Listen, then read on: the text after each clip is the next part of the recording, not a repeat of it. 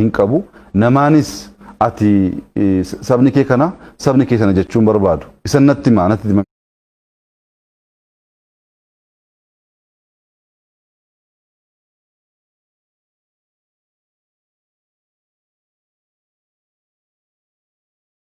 eenyummaa ofii kan beeku isa ani kana jedhee dhufee jennaan waan jedhe isa immoo dhugaadhaan hojiitti agarsiisuu danda'eennaan nama hammadhee hojii hojjechuudhaaf baay'ee rakkoo hin qabu kan koo baay'ee gaaffii hin qabu isin immoo warra miidiyaati kanaan dura akka carraa ta'e abbaa koos dubbistaniittu biyyi koo fagoo miti deemtanii ollaa koo maatii koo uummata na guddise gaafachuu dandeessu.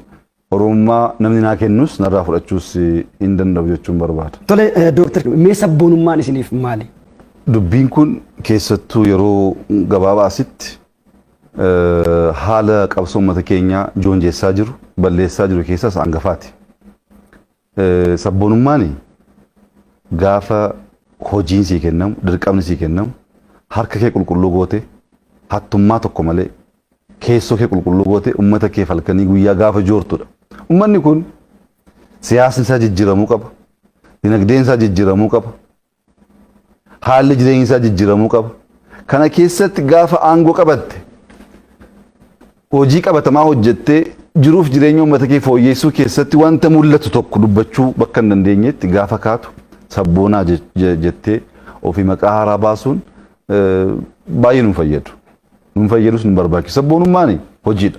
Uummanni Oromoo saba bal'aa saba guddaa saba duudhaa addaa qabu sirna gadaa uumee namoota sabaaf sablammii baay'ee barsiisuu hammachuu kan danda'u akka saba xiqqootti warri xiqqoo xiqqeessanii jiraachisanii jiru. Sun diigamuu qaba jennee qabsoofnee jirra diigamee jira. Kana booddees Oromoo irratti deebi'uu hin danda'u kun. Inni jalqabaati kun. Kun garuu kan dhumaa miti. Ammas Oromoon godoo keessa jiraata. Ammas Oromoon caammaa malee miilaan deema. Ammas Oromoon waan barbaade filatee nyaachuu bira hin geenye. Dinagdeedhaan jijjiiramuu qaba. Hojjechuu qabna. Hojiidhaan Oromoo jiruuf jireenya isaa fooyyessinee nagaa argatee oolee buluu akka danda'u amma qaqqabsiisnutti akkasuma naalaalumatti feesbuukii irratti sabboonaa jechaa dubbachuun nuun ta'u. Qabsoo hin jalqabne malee hin xumurre. Hojii baay'eetu nurraa eegama. Naannoon keenya misoomuu hin danda'a. Nama hojjetu dhabe. Hattuutu baay'ate. Kan sobutu baay'ate. Kan ofiif qabsaa'utu baay'ate. Kana keessaa baanee uummata keenyaaf ijoollee amma hojjennutti sabboonummaa feesbuukiin nuun fayyadu. Sabboonummaan Oromoo fayyadu hojiidha. Qonnaan bulaa keenya jiruuf jireenya isaa fooyyessu, qonna hammayyeessu. Barattoota keenya barumsa dhugaa baratanii, dadhabanii, irriba dhabanii, saayintistoota haaraa akka ta'an gochuu. Daldaltoonni keenya kan isaan irraa eegamu qulqullina hojjetanii, gibira mootummaa kaffalanii, abbaa qabeenyaa guguddaa uumuu danda'u. Hundaa ol Oromoo baratee hojii dhabee rakkatu kan hojii qabsiisnee jiruu isaa irratti waan qabatamaa fiduu amma dandeenyutti Oromummaa dagaagsinee addunyaa taama mul'isnutti akkasumaan jechaan sabboonummaan fagoon hin geessu. Wanti guddaa garuu isa sabboonaas isa sabboonaan taanes isa Oromoos isa Oromoon taanes seenaan calalee adda baasa. Oromoon waan hin jirre barbaachuu keessa rakkachuu hin qabu. Kanaaf jecha tokkoon sii kaasuu barbaada. Barattoonni lama hiriyoodha. Hiriyoota lama ta'anii barumsa barachaa oolaniitu xiqqoo qe'ee keessa turu. Namoonni kaan barsiistonnis barattoonnis ba'anii deemu. Yeroo gara bakkeetti ba'anii hoolota sadii argatu. Argataniitu ijoolleen kun mari'atti. Yaa ijoollummaa keessa dhabnoo geetamu jedhamanii mari'ataniitu qalamii mana barumsaa keessaa fudhatanii guguddisanii hoolaa tokkoffaa irratti lakkoofsa tokkoffaa barreessu. Tokko jedhanii barreessu. Isa lammaffaa irratti lama jedhanii barreessu. Isa sadaffaa irratti afur jedhanii barreessu. Qalamii diimaa guguddisanii kana hoolota sadii mana barumsaa keessa galchanii itti cufaniitu deemu. Gaafa ganama barsiistonni mana barumsaa dhufanii fooliin mana barumsaa jijjiiramee jira. Maaltu uumame jedhanii gaafa barbaadanii hoolonni fincaanii waa baay'ee godhanii manni babbadee jira. Kana booda hoolaa tokko gaafa argan lakkoofsa tokkoffaa qaba. Kan biraa gaafa argan immoo lakkoofsa lammaffaa qaba. Kan biraa gaafa argan lakkoofsa arfaffaa qaba. Barsiisonni kan arganii isa manni xuraa'ee ajaa'isan dagataniitu hoolaan sadaffaa badee jiraadhan. Hoolaan sadaffaa badee jiraadhanii barbaachuutti galan. Argachuu dadhabanii sana booddee barattoonni dhufan. Barattoonni gaafa dhufanii barattoota wajjin qeebana barumsaa sana guutuu sakatta'aa barbaadaa oolan. Hoolaan sadaffaa badee jira, 11ffaan jira, 2ffaan jira, 4ffaan jira, sadaffaatu badeedhanii. Ijoolleen barreeffama sana barreessan jiru, lamaan dhufanii jiru. Woo dubbatanii adamamuuf deemu. Akka nama hin beekne warra hin beekne wajjin guyyaa guutuu barbaachaa oolan. Hoolaan sadaffaa sun hin jiru, jalqabumarraa hin jiru. Yaadan jirreedha. Yaadan jirre ta'uusaa namni baay'een hin beeku, hin beekuuf barbaade. Warri beekus immoo waliin barbaade. Warri beekus dubbatanii dubbicha sirreessuu badii ofii amananii irraa barachuu isaniitu akka hin beekne ta'anii warra hin beekne wajjin barbaachuu keessa deeman. Dubbiin Oromummaas kana, dubbiin sabboonummaas kana. Waan hin jirre barbaachuuf cinqamuun barbaachisaa miti. Sabboonummaan hojiidhaan mirkanaa'a. Oromummaan hojiidhaan mirkanaa'a. Kun waan jiru waan mul'atudha. Kana dheessiseetu waan hin jirre barbaacha keessa yoo deemte akka hoolaa sadaffaa sana jooraa ol taalatti argachuu hin dandeessu. Hin jiru ka. Warri beekanis jiru amma callisanii wajjiniin sabboonaa wajjiniin immoo Oromoo miti Oromoo warra jedhanis jiru ammas. Akkuma hoolaa kanaati. Oromoon kana keessa jooruu hin qabu.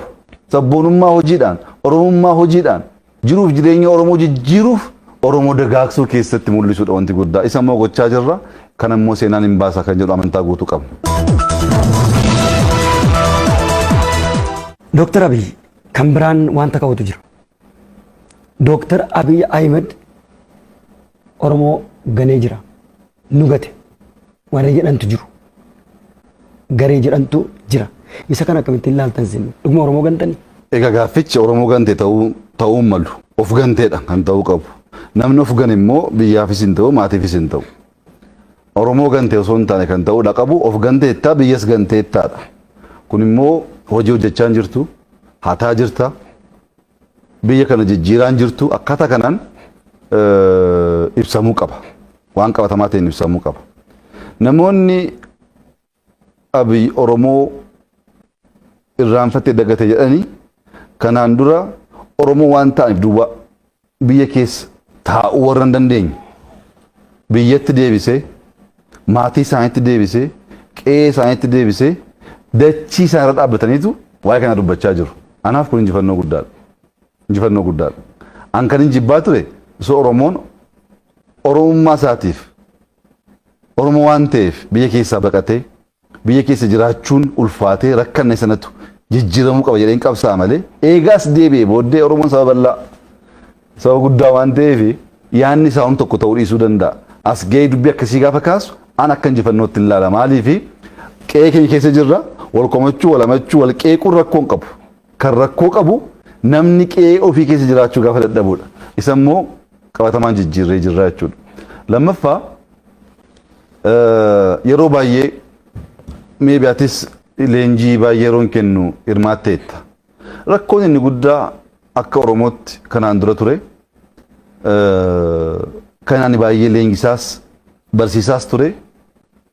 Yaanni keenya yaada mo'aa ta'u. Yaada mo'aa qabaachuu baannaan yaada mo'amaa qabaatte qabsooftus mo'uu hin dandeessu. Maaliif injifannoon sammuu keessa jira. Namni sammuun isaa mo'ame aarsaa kaffaluu danda'a, hiriira nagaa bahuu danda'a, wacuu danda'a, injifannoo fiduu hin danda'u. Qalbiin keenya jijjiiramuu qaba. Yaadattaa akka Oromiyaatti bakka baay'eetti kan leenjisaa ture qalbii keenya hajijjiirru nuti qabsaa'uuf osoo hin taane mo'uuf uumamne injifachuu qabna kan jedhu ajandaa guddaa kaasee leenjisaas dubbachaas tureera. Ammas akkamitti injifannaa kan jedhu tooftaa irratti injifannoon karaa kamiin dhufa kan jedhu garaagarummaan guddaa jiraachuu ni mala. Oromoon waan lamaan beekama. Tokko hacuucamuudhaan saba guddaa uummata bal'aa ta'etu hacuucamee dhiibamee mootummaan abbaa irree waan qabu hunda dhabsiisee aadaasaa, eenyummaasaa, afaansaa, dachiisaa dhabsiisee garboomsee jira. Kanaan beekama. Lammaffaa saba sirna gadaa uume hammachuu beeku, qooddachuu beeku, biyya ijaaruu beeku ta'uu isaatis hin beekama seenaa keessatti.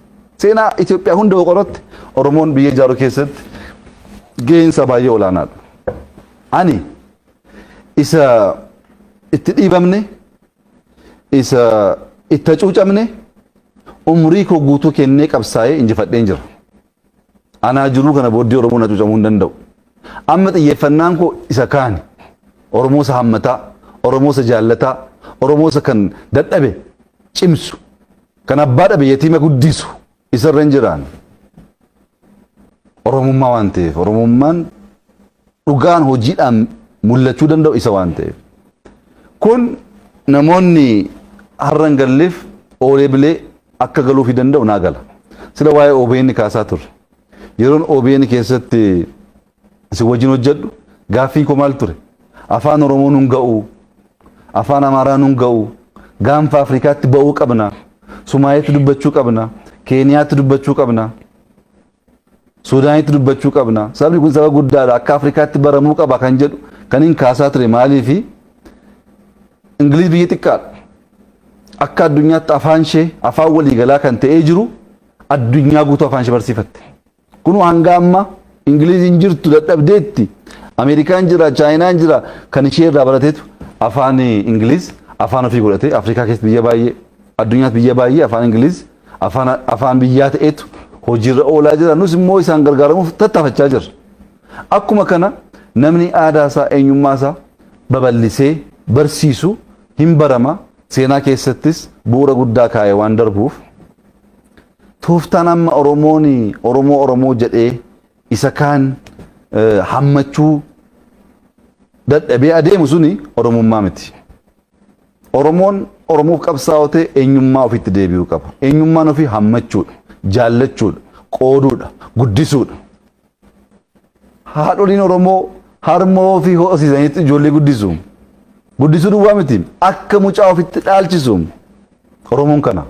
Kana dagaagsu baannaan Oromummaan siin gallee Oromoof qabsaa jechuun soba. Oromummaan kana kan hin hojjechaa jiru isa kun seenaa keessatti mul'ata. Oromoo ganuu hin danda'u. Oromoo ganuu jechuun of ganuudha. Oromoo ganuu osoo hin taane hojii qabatamaan gaaffii Oromoo deebisaan jira. Jiruuf jireenya Oromoo jijjiiruudhaaf halkanii guyyaan jooraa jira.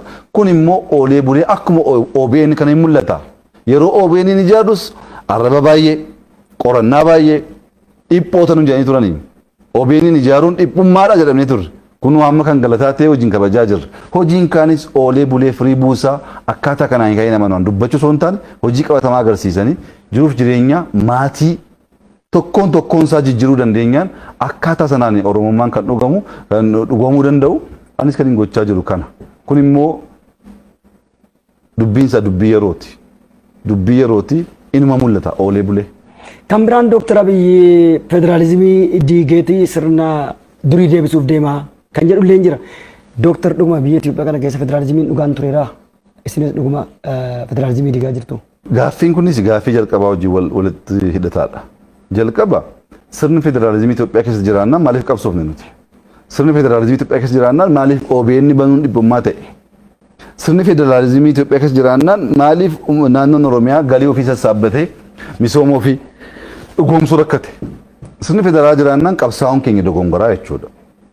Jalqabumarraa Oromoon akkasitti fincilee aarsaa kaffalee qabsaa'uun isaa dogongoraa jechuudha. Namoonni har'a sirni federaalaa diigamuuf jedhanii warra sirna federaalaa diigee biyya kana qoqqoodee bitaa ture wajjiniin dhaabbatan kunis jalqaba qabsaa'uun keenya dogongora jedhanii ceephoo buufachuu qabu.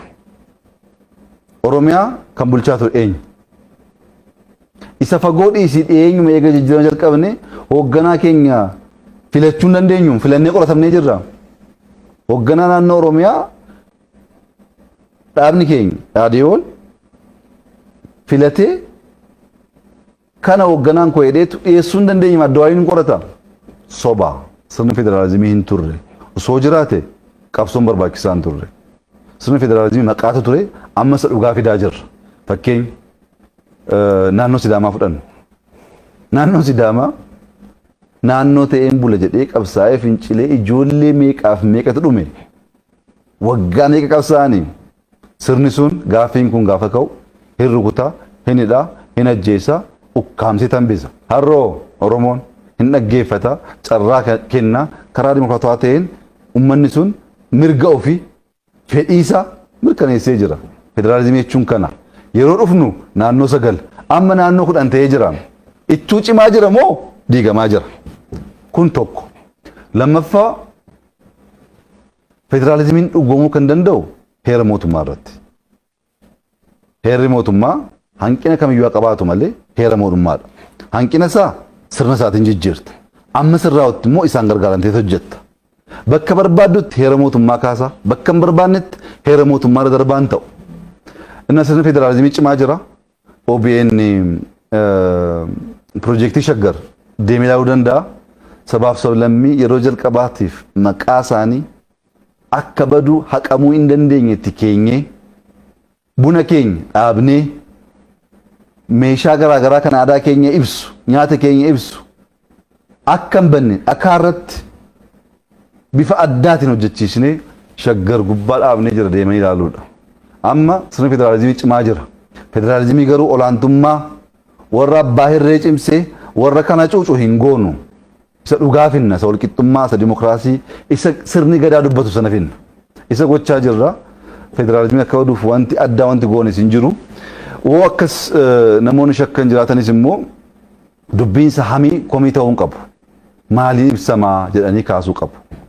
Amma Oromooni OBN banachuu hin dandeessuu qoratamaa ture. Harroo naannoon barbaade akka barbaade amma mootummaa arrabsuutu dubbachaa hin jiru. Kamtu sirna dimokiraasii sirna federaalizimii ta'etu ummanni keenya fedhiif yaada isaa akka barbaade ibsachaa jira kan jedhu ummanni hundi hin beeka.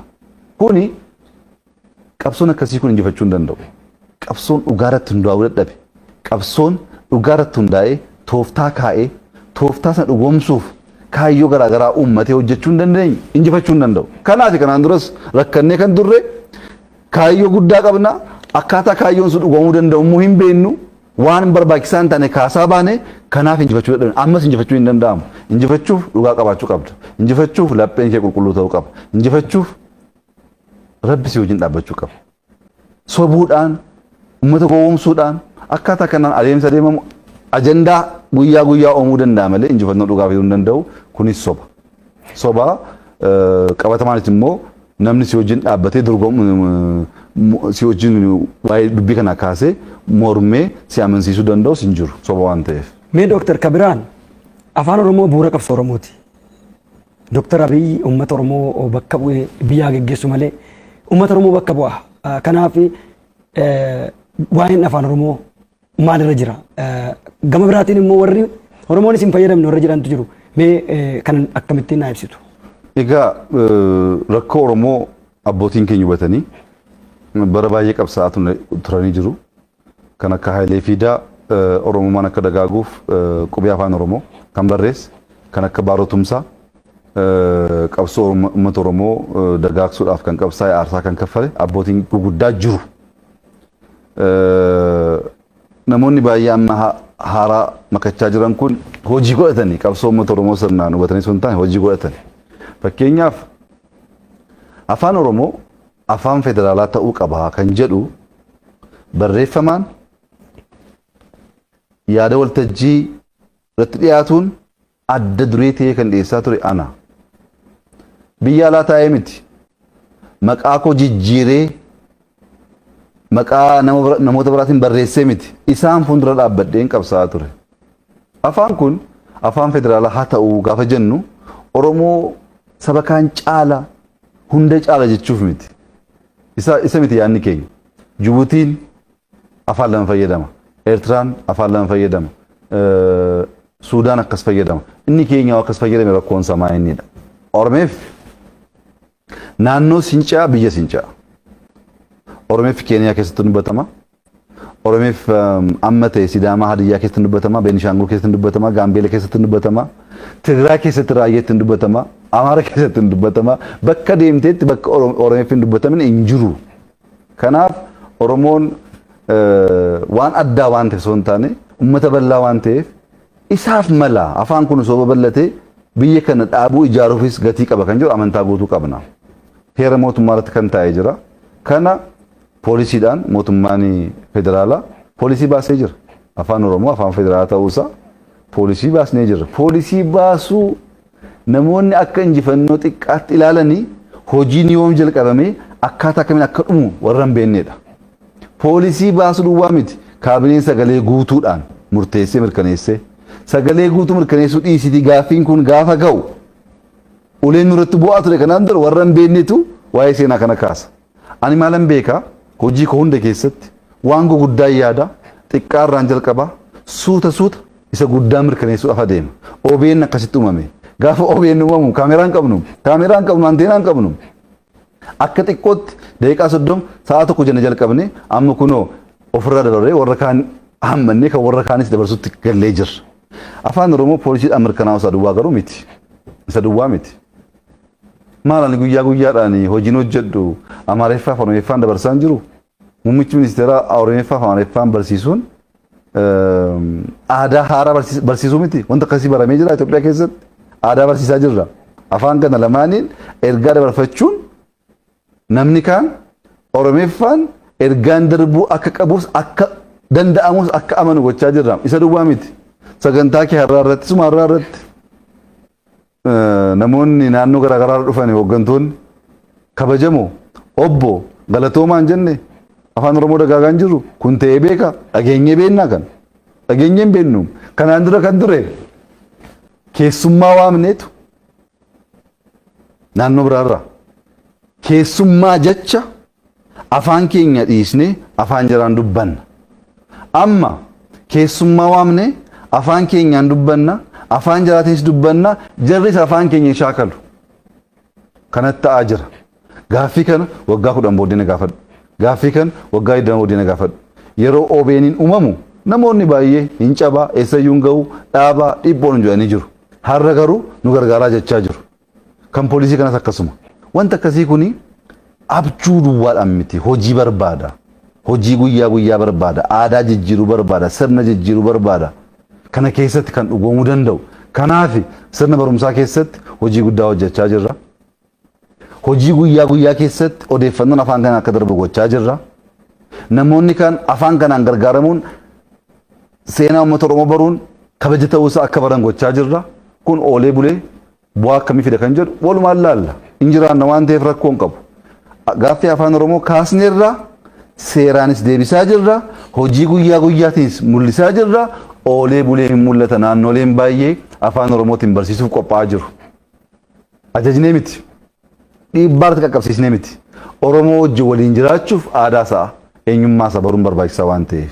Kanaaf dubbiin akkasii kun guyyaa tokkoon waan mirkanaa'uu danda'u miti. Gamoo kana ijaaruu barbaaddeetu guyyaa tokkoon kaa'uu hin dandeessu yeroo barbaada. Yaada gurguddaa akkasiis guyyaa tokkoon dhugoomsuu hin danda'amu. Afaan Oromoo afaan federaalaa haa ta'u gaaffii kaasuun biyya yakka ture keessatti poolisiidhaan dhugoomsuun injifannoo guddaadhaan kaanis immoo hojjetamaa jira, mul'achaas jira, qabatamaanis immoo wanta ta'u hundi keenya boriftaan arginu waan ta'eef baay'ee nama yaaddeessu karaa gaarii irra jira. Adeemsaas baay'ee nama gammachiisa. Bu'uura qabatee, seera qabatee hojii guyyaa guyyaa mul'achaa jira. Inuma ta'a kana dhaabuu kan danda'us jira yaadu gama kootiin. Jijjiiramni kun gufateera warra jedhantu jiru. Darbee bakka tokko tokkotti jijjiiramni gufate warra jedhan. Akka nama jijjiirama kana hoogganaa jirutti isin kanarratti warra kanaan maal jettu? Jijjiiramichi eessatti beeku? Jijjiiramichi gufachuusaa kan beektu jijjiiramichi keessa hoo jiraatte duwwaadha. Tokkoffaa uummanni bal'aa Oromoo sabni kun akka hubatu kan hin barbaadu. Dhufaatiin jijjiirama kana dhufaatii mootummoota kanaan duraa wajjin waliin fakkaatu. Mootummaan dargii gaafa dhufu hooggantoota Haayile Sillaasee ministeerota jeneraalota isa ajjeesu ajjeesee isa hidhu hidhee isa ari'u ari'ee shaalaqaa gaditti gurmaa'etu mootummaa ta'e. Booddee mootummaan addawaayii gaafa dhufu dargii guutummaan guutuutti balleessee bittinneessee hoomaa waraanaa ofii qabatee mootummaa ofii ijaarrate. Mootummaa ofii ijaarrachuu duwwaa osoo hin taane Oromiyaa bulchaa ture. Salamoon Ximoo bulchaa ture namoota keenya wajjin ta'ee kibba bulchaa turanii Sumaalee bakka hunda naannoo hundatti nama qabu bulchaa turan. Humna ofii ijaarratanii dhufaniitu bulchaa turan.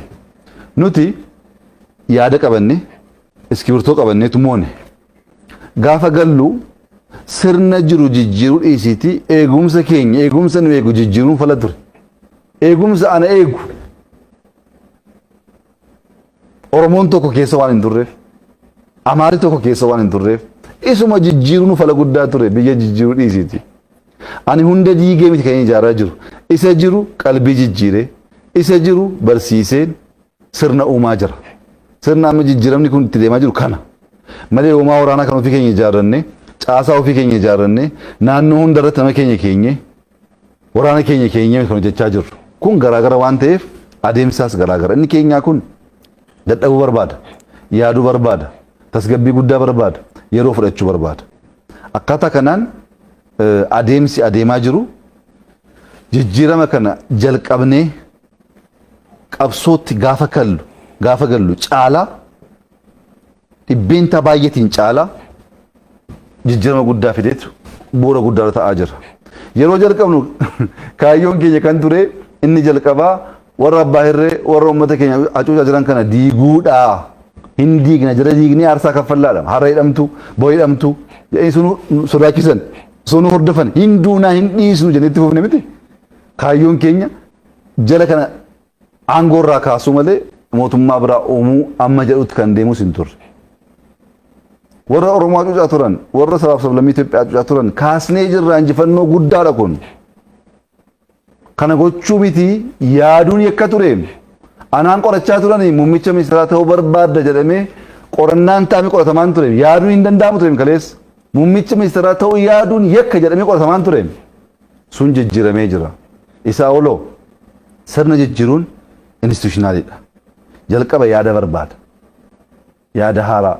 Fakkeenyaaf hoomaan waraanaa biyya keenya kan akkaataan itti ijaaramaa ture dhaaba tokko saba tokko akka tajaajiluuf.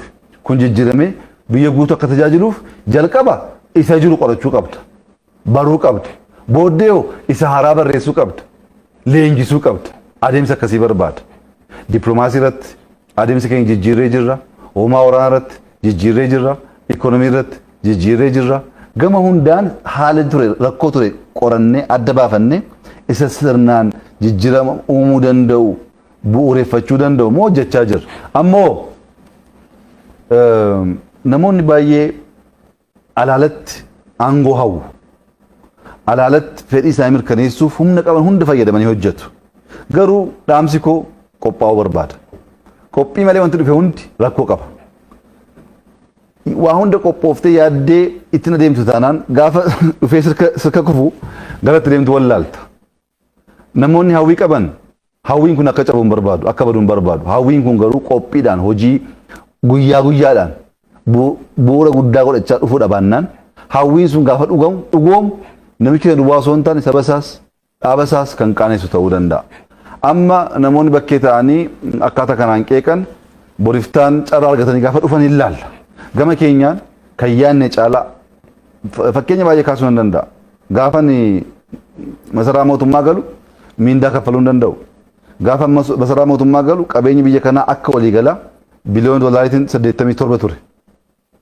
Gaafa masaraa galu galiin nama tokko nama dhuunfaa 800 wayii ture. Haala gama dinagdeetiin kan 87 ture qabeenyi waliigalaa biliyoona 100 caalee jira. Gaafan galu liqeeffachuu hin danda'u Itoophiyaa liqeeffattee biyya deebisuu hin dandeenye jedhama. Amma liqeeffachuu dandeenya. Miindaa isa jiru kaffaluu miti miindaa baay'ee fooyyessinee jirra. Piroojeektiin haala jalqabuu duwwaa osoo hin ta'e isa jiru kumaatamaan finnee jirra. Kan Oromiyaas hin beektu. Gama dinagdeen seenaa guddaa hojjenne, gama dippiloomaasii seenaa guddaa hojjenne. Piroojeektiin hidha abbayyaa du'ee ture. Fayyisnee kun amma mormiin bishaan qabachuu dhiisu miti. Piroojeektii duddu'e kan akka kana warshaa shukkaaraa fudhachuu dandeenya, indastiriyaal paarkii fudhachuu dandeenya. Piroojeektii baay'ee kaasuu nan danda'a. Kan du'e fayyisnee hojiitti jijjiiraa jirra. Jijjiiramni kun biyya kana hambisee jira. Jijjiiramni kun akka jarri hin jirru taanaan biyyi kun hin diigama jedhanii dubbatan sana akka hin taane dhugoomsee jira. Biyyi kun hin diigamu. Biyyi kun kan isa qabee jiru waan mul'atu duwwaa miti. Kan hin mul'annes jira, sammuunis jira, aadaan jira, duudhaaleen garaagaraa jiru. Akka jarri yaadan sana gaafa barbaadan tokko kan ta'u gaafa jarri hin barbaanne immoo kan diigamu akka hin taane qabatamaan agarsiisnee jirra. Bu'uura qabatee bifa addaatiin deemaa jira. Kan immoo addunyaa guutuutu mirkaneessaa jira. Addunyaa guutuutu dubbata. Fakkeenya fudhaa Itoophiyaa irraa akka jiraatu jijjiirama fidaa kan jedhu addunyaa guutuutu dubbata. Inni keenya maaf rakkataa? isa gaa oollee bullee seenaa keessatti ilaaluudha. Itti fayyadama miidiyaa hawaasaa duudhaa Oromootiin wal qabsiistanii keessumattuu bakka tokko tokkotti maqaan balleessiin daangaa darbe yeroo barraa'u hin argina. Dooktar Abiyyi Ahmed akkuma arganitti barreessuutu jira. Kana duudhaa saba Oromoo qabu waliin wal qabsiistanii mee akkamitti ilaaltu? Isinis yeroo baay'ee deebiin yeroo kennamu sin argamu dhugaa ta'ee soba ta'ee wanti irratti dubbatamu hin jiru. Isin isa kana akkamitti ilaaltu? Kun gaaffii baay'ee gaaffii murteessaadha. Kanaaf garuu deebii si kennu duratti xiqqoo duubatti deebisuun barbaada. Jalqaba muummicha ministeeraa ta'uu yaadinaa, muummicha ministeeraa ta'uu isiniin maluu, isiniin dandeessanii, isin bitamuuf malee bituuf hin geenye, isin dhiphummaa qabdu, ilaalcha gadaantummaa qabdu, hin dandeessanii bara jedhamu keessatti barreeffama tokkoon argadhee dubbise. Sanattuu hanga har'aa anaa fi humna ta'ee na qabee deemaa jira. Barreeffamni suni Maandeellaa wajji wal qabatee barraa'e. Maandeellaan barataa kan ture, seera barachaa ture yeroo dargaggummaa. Gurraachi bara isaa keessatti seera barachuun baay'ee kan barames miti, kan barbaadamus miti. Barsiisaan adiidha. Maandeellaan arguu jibba. Kutaa barumsaa keessatti. Guyyaa tokko Maandeellaan namichi kun akkasa jibbu beekaa. Kaafteeriyaa kan mana barumsaa sana nyaachuu gaafa deemu barsiisaan sun bakka tokko taa'ee jira. Maandeellaan itti hiqeetu gara teessoo isaatti deemeetu taa'ee nyaata isaa fidatee nyaachuu barbaannaan piroofeesarri sun waan tokkotti dubbate. Mister Maandeellaa jedheen, obbo Maandeellaa jedheen, maali booyyee fi simbirroon waliin ta'anii akka nyaachuu hin dandeenye hin beektuu jedheen. Egaa namichi kun booyyee fi simbirroo gaafa jedhu booyyee eenyuun jechaa akka jiru, simbirroo eenyuun jechaa akka jiru ifa. Maandeellaan daqiiqaa tokkoof dhaabbateetu yaade. Yaadeetu dhugaa keeti piroofeesar jedheen. Booyyee fi simbirroon waliin ta'anii nyaachuun sirrii miteedha. Garuu immoo simbirroon balali'uu waan dandeessuuf bakka ishee jijjiirrachuu dandeesseetu bakka isaa irraa ka'eetu bakka biraa taa'e. Maal jechuudha? Atillee anaan booyyee naan jechaa jirta, booyyeen siyaan simbirroodhaa jedhee deemee jechuudha. Namichi kun baay'ee aare. Baay'eetti dhaga'ame. Yeroo biraa haaloo kana ba'achuudhaaf yeroo fudhateetu itti yaadee guyyaa tokko kutaa keessatti barattoonni hundi bakka jiranitti Mister Maandeellaa gaaffii tokkoon si gaafadhaa jedheen. Na gaafadhaa piroofeesar jedhee deebiseef Maandeellaan dargaggoo yeroos. Maal jedhee gaafataa? Karaa irratti qarshii kuntaala tokko yookaan immoo qarshii kuntaala tokkoof beekumsa kuntaala tokko wal bukkee taa'anii soo argatte isa beekumsaa fudhattamoo isa qarshii fudhattaa jedheen. Maandeellaan kun gaaffii maalii qabaa? Isa qarshiin fudhadhaa jedhe. Piroofeesarri kun baay'eetti kolfe. Maaliif beekumsa dandeettii mala dhiisteetu qarshii fudhatte jechuuf kolfaga. Kolfeetu ani jedhe isoon bakka kee ta'e qarshichaan fudhadhu jedhe. Beekumsa barumsa sanan fudhadhaa jedhe. Mala sanan fudhadhaa. Malli suni qarshii uumuu waan danda'uuf isan barbaada malee qarshiin fudheetitti kolfeetu kofalchiise. Maandeellaan kan kee sirriidhaa kan koo sirriidhaa jedhe. Piroofeesarichi akkamitti jennaan namni kan qabuun barbaadu isan qabaanne barbaada. Ani beekumsa nan qaba, bilchina nan qaba, sammuu nan qaba, qarshiin dhabee. Ati immoo beekumsa hin qabdu, waan qabdu sitti fakkaata. Qarshii immoo qabda, isan qabdu sana fudhatte. Amaluma namaati waan qabuun fudhatu isan qabniin fudhata waan ta'eefini qarshii fudhee jedheen. Lammaffaa ajjeesee jechuudha. Inni maal jechuu isaati? Beekumsa hin qabdu wallaalaadhaa gurraacha jedhee cabsuufi. Hin yaadin jechuuf wallaalaan siyaan wallaalaa miti isatti deebise. Namichi kun yeroo kana baay'ee aareetu guyyaa tokko kutaa keessatti qormaata kenna barattoota hundaaf. Qormaata sana gaafa deebisanii maqaa isaaniitiin qormaata waraqaa isaanii deebisaaf. Gaafa deebisuu kan Maandeellaa irratti idiyeet jedhee barreessa doofaa wallaalaa jedhee barreesseetu itti kenna. Maandeellaan taa'ee ilaaleetu baay'ee gubate. Yaadeetu piroofeesar jedhe waraqaa koo irratti maqaa keessan barreessitaniitu qabxii koo mokaa diddanii jedhe. namichi maraate am inni arrabsuuf doofaa idii jedhee barreesse maqaa keetii inni immoo yeroo sadii ajjeese Maandeellaan ilaalcha kanaan hidhamee garafamee dhiibamee yaanni kun isa keessatti waan biqileef caalee moo'ee seenaa hojjetee jira. Ani muummicha ministeeraa ta'uu hin dandeessu. Ati bitamuuf malee bituuf hin qophoofne. Ati xiqqoodha. Ati hin beektu gaafa naan jedhan kan kun arraba kana hunda jecha kana hunda abbaatti deebiseen karaa koon deemaa ture. Kana tosiin naga'e. Harroo sagalee baay'ee dhaga'ama olii gadi. Inni kee hundi marqaan barreessaa oola. Kana hunda deebisaa oolan hojii hojjechuu hin danda'u. Ani seenaa hojjechaa jira. Seenaa hojjechaa jira naannoo keenya keessatti fakkeenyaaf waggoottan tokko darbe keessatti piroojeektii 4,000 waggaa 10 ol dhaabbate piroojeektii xixiqqaa amma guddaatti raawwannee eebbisaa jirra. 4,000 ol mana barumsaa ta'uu danda'a, hospitaala xixiqqaa ta'uu danda'a, gamoo garaagaraa ta'uu danda'a.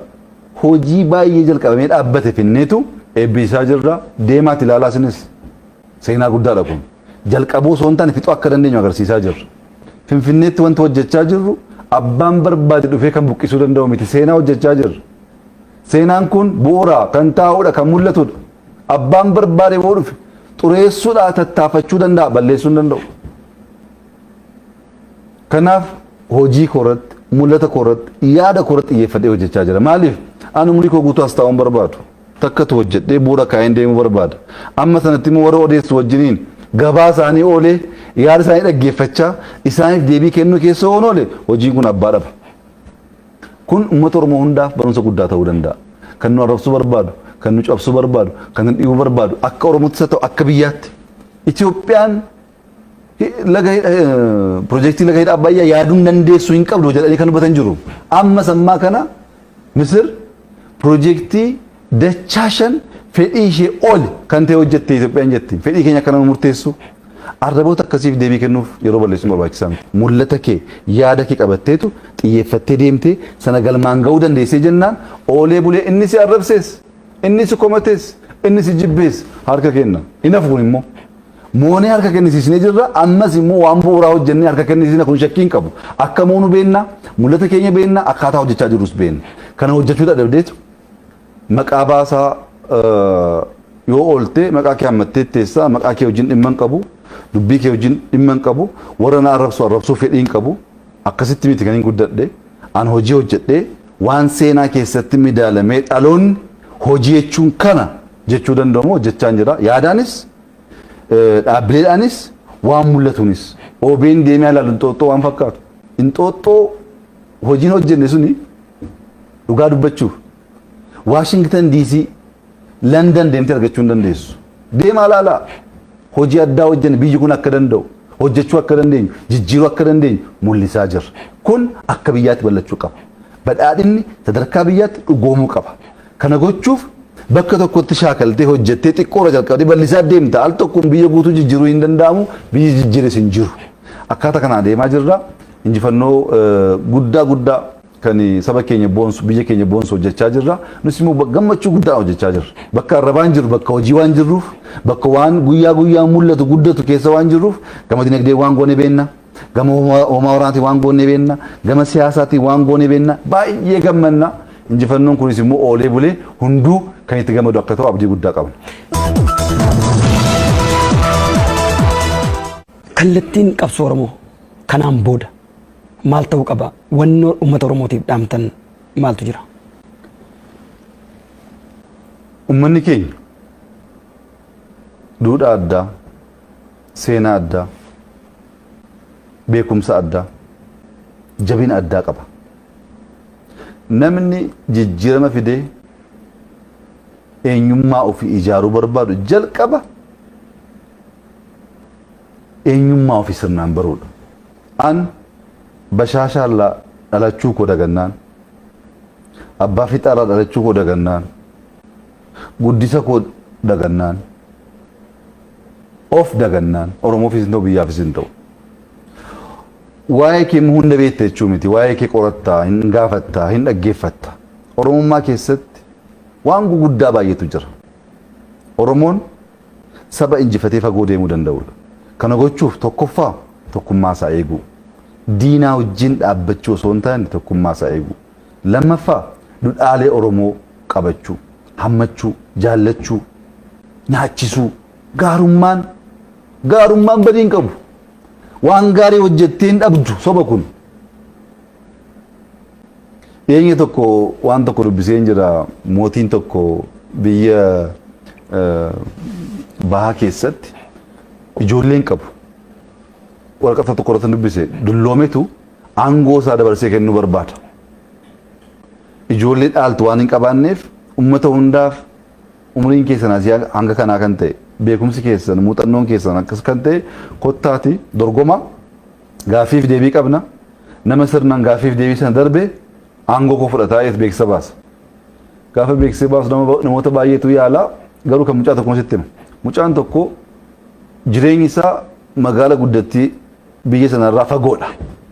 Guyyaa guyyaan jooraa hojii baay'ee hojjeta garuu immoo qarshii hin qabu. Hin hojjeta hin qooddata. Hin hojjeta hiyyeessa nyaachisa. Hin hojjeta harka qalleeyyii gargaara. Kana keessa gaafa labsiin kun ba'u rakkate qarshii hin qabu. Wayyaas hin bitanne. Karaan isaas karaa fagoodha. Galaa qabachuu hin qabu. Akkaataa kamiin deemee bakka kana qaqqabuu danda'a soo yaadee jiru booddee murteeffate. Halkanii guyyaa hojjedheen amma ta'e wayyaa koo jijjiirradheen galaa qabadheen deemee wantatti kana yaaluun qabaadha. Hojjetee wayyaa tokko bitatee galaas qabateetu gara magaala guddattii biyya sanaa deema. Osoo adeemaa jiru guyyaa baay'ee fudhata karaansaa magaalattii bira gaafa ga'u jaarsi dulloomaa dadhabaan tokko ciisanii sagalee qallaatiin ilma koo na bira hin darbin beela'een jira qorris na ajjeesee jira bakki kun hin qorra hin rooba na gargaari jedhuun. Mucaan kun kennuun gargaaruun gaarummaan dhiiga isaa keessa jira. Bakka itti adeemaa jiru sana hin dagate. Akka itti rakkatee galaa sana sassaabachuu qabachuu dandeessu hin dagate. Yeroo sanatti dagateetu yaa abbaa koo hidheetu wayyaa isa baaseetti kenne galaa qabatee sitti kenne nyaadhaa jedhees biraa deema. Xiqqoo dhibiti yaadata. Edaan rakkatee hojjetee wayyaa bitatee galaa qabateera. Galaan isaas hin jiru wayyaa isaas baafatee kennee jira. Amma maalan godhaa jedhe. Magaalaa bira gahee hin jira. Akka mootii bira hin deemneef wayyaan kun jiru. Dubatti akka hin deebineef kaayyoo qabadhee dhufee hin jiru. Maaluma godhee xiqqoo yaadeetu eeganas ga'e darbus darbuu baadhus ga'ee man waasaa ilaalee deebi'uu naa jedheetu gara masaraatti deema. Gara masaraatti gaafa deemu as taa'ii asiin darbii achi taa'anii namoonni keessummeessan eega tursiisan booddee gara galma tokkotti galchuun. Gaafa galchan mootiin biyya sanaa taa'ee jira bakka kabajaa. Mucaan kun gaafa galaa deemu lapheen isaa haa dhufetu gaafa namicha argu baay'ee na'a. Ittiiqaa gaafa deemu mucaan kun boo'ichatti ka'a. Yaa mootii maalan balleesse? Maalan godhe? Maaliif kanaan na qorattu? Mootii sanatu sila kadhachaa ture. Maaf na qorattu kanaan? Humna akkasii yoo hin qabu qorannaan akkasii kun maaf narratti ta'ee hin bu'aa mucaan. Yaa ilma koo kottu jedheen. Kabaja kana wayyaa kana uffadhee osoon karaarra deeme namaan kadhadhe kan qaban dhiisi kan hin qabne kadhatanii liqeeffatanii naa kennu. Namni nama ta'uusaa baruu kan hin danda'u kabaja koo wayyaa koo jimmiti jedheeni yeroo baay'ee taa'eera. Namoonni baay'ee yaa jaarsana namaa hin qoostaayi mootii bira deemaa jira inni bira darbu jedhe. Gaafa deeman gaafa gaaffiif deebisanii deebisuu deeman jaarsi kun maal ta'een qoostaa yeroo hin qabnu mootii bira deemaa jira fiigaa deemu. Si duwwaatu dhaabbateetu waan qabdu naa qooddee nama akkasii laphee akkasiin barbaada waan ta'eef har'aa kaastee mootiin biyya kanaas jedhe. Mucaan kun gaarummaa kana qormaata san darbuuf guyyaa sana yaadee itti malee itti akeekkatee miti kana godhe. Dhiiga isaa keessa jira, eenyummaa isaa keessa jira. Awwalumarraa kaasee mucaan kun gaarii ture, qooduu kan beeku ture. Muuxannoo isaa beekumsa isaa awwalaa jalqabaa sanatu guyyaa kana ceesise. Ammas Oromoon beekumsa isaa awwalaa eenyummaa isa jalqabaatti deebi'uu qaba. Eenyummaan keenya ni jalqabaa kennuudha, hammachuudha, gurshuudha, guddisuudha, harma hoosisuudha. Isa goonaani fagoo deemna. Isa dagannaani injifannoon hin jiru. Oromoon Oromummaa isaatti deebi'ee, aadaa isaatti deebi'ee, eenyummaa isaatti deebi'ee jennaan na amani Oromoon kana booddee hin cabu. Oromummaa dagachuun garuu baay'ee rakkisa. Oromummaa jechuun qooddachuu jechuudha. Hammachuu jechuudha. Kennuu jechuudha. Achi keessattuu Orma Oromoo gochuu jechuudha. Inni ammaa Oromoodhaan Ormeedha. Oromoodhaan Oromoo jechuudhaan fagoo deemuu hin dandeenyu. Oromoo gochuudhaan fagoo deemuu dandeenya. Jaallachuudhaan hammachuudhaan fagoo deemuu dandeenya. Oromummaa keenyatti deebinee hojii keenya hojjenne injifannoo fiduu dandeenya kan jedhu amantaa guddaan qaba. Kan biraa Oromoon hacuucamuu argee jira. Garaafamuu argee jira. Arrafamuu, xiqqeeffamuu, gadi dhiibamuu argee jira. Nu xiqqeessaa ba'aniim, nu arrabsaa ba'aniim, nu jibbaa ba'aniim, nu tuffachaa nu gowwomsaa ba'aniim. Waan gadhee sana kaleessa nurratti raawwachaa ture saba biraa irratti raawwachuuf adeemuun sirrii miti. Nurratti waa baay'eetu ta'e namni koo Oromummaadhaan miila ofii dhabee jira, kan maraatee jira, kan harmeen ilma ishee dhabdee jirti, kan hidhamee waan meeqa dararamee jira, biyyaa badee kan bade kan rakkoo meeqaaf meeqa keessa baay'eetu jira. Isa akkasii rakkoo akkasii saba biraa irratti gochuuf adeemuun barbaachisaa miti. Kun Waaqa Oromoon aman wajjinis wal dhibsiisa. Oromummaa isa awwalaa isa jalqabaarras fagoo nu maqsa waan ta'eef Oromummaarraas maquu qabnu, Waaqaanis adda ba'uu qabnu, kan injifannoo nu kennu Rabbi. Waan qabsuuf isin duwwaa miti. Nuti sikiitoodhaan galle moomaa waraanaan qabnu. Rabbiin nu gargaare dagachuu hin qabnu kana. Rabbiin immoo kan nu gargaare haqaan tajaajiluuf malee hatuufis miti, sobuufis miti, kan biraa dhiibuufis miti. Hin dhiibnu, hin hannu, hammannee hunda qabannee sirna dimokiraasii ummanni keenya jalqabarraa uume sana Itoophiyaa keessa dagaagsuu hin danda'amu. Dimokiraasiin Itoophiyaaf hin barbaachisa, walqixxummaan hin barbaachisa, bilisummaan hin barbaachisa. Kun Oromoof miti hundaaf barbaachisa. Yoo ollaan nagaa buluu baate akkamitti nagaan bultaati? Ollaa nagaa bulchuun baay'ee murteessaadha. Ollaa wajjin nagaan bulla akkaataa kanaan deemnaan sabni kun qabsoon fagoo deemuu danda'a, biyyi kun fagoo deemuu danda'a. Qabeenya baay'ee qabna, dandeettii baay'ee qabna. Tokkummaan keenya eegamee wal jaallannee wal gargaarree adeemuu dandeenye jennaan fagoo deemuu dandeenya. Inaaffaan jiraatee honnaano inaaffaan nama nyaata. Inaaffaan kaansariidha. Inaaftee jennaan, hattee jennaan, sobdee jennaan guyyaa tokkoof gowwoomsuu dandeessa, fagoo gowwoomsuu hin dandeessu. Inaaffaaf keessaa baasu. Maaliif aangoo kan namaa kennu Rabbi. Waan hundaa inaaftee hin dandeessu wal gargaarteetu injifannoo kan horeenii goota. OBN Abbaadulaa qofaasaa hin dhaabne. Abiyyi qofaasaa hin dhaabne, Abarraa Haayiluu qofaasaa hin dhaabne, Warqoo Gaachanaa qofaasaa hin dhaabne. Namoonni baay'ee jiru. Waliin ijaaranii asiin ga'an. Oromiyaanis akkasi, biyyis akkasi. Waliin dhaabbachuun baay'ee murteessaadha. Inni ammaa kun xiqqoo karaarra maqaa waan jiruuf adeemsa akkasii keessaa Oromoon bahuu qaba. Oromummaa isa jalqabaatti deebi'uu qaba. Isa godhee jennaan injifannoon keenya fagoo deema. Bu'aa guddaas hin buusna. Dhaloonni egerees immoo waan guddaa nurraa barata. Saba cabsu, saba dhiibu osoo hin taane saba hammatu, saba jaallatu. Saba namaaf qooddachuudhaaf qophii guddaa qabu ta'uusaa agarsiisuu danda'a kan jedhu amantaa akkasiin qaba. Kana goonee jennaan fagoo adeemuu dandeenya. Kan nu baasus immoo kana. Egaan Dr. Abiy Ahmed as istuudiyoo keenyatti turtii yeroo dheeraa yeroo keessan qaalii irraa nuuf qoddanii nu waliin taasistaniif maqaa uummata Oromootii fi OBN guddaan sin galateeffadhaa. Uraa bulaa deebanaan isin jedha. Uraa bulaa galatoomaa jabaadhaa. Isinis mul'inni keessan guddaadhaa fagoo adeemuudhaaf hojii guddaatu isinirraa eegama. Egaa jabaadhaati OBN kana Afrikaa guutuu kan addunyaa guutuu godha. Oromummaaf aadaa Oromoo akka addunyaatti akka Afrikaatti dagaagsuu keessatti gahee keessan taphattaa jechuun barbaada. Ulfaadhaa. Ulfaadhaa. Egaan kabajamtoota daawwattoota keenya turtii yeroo dheeraa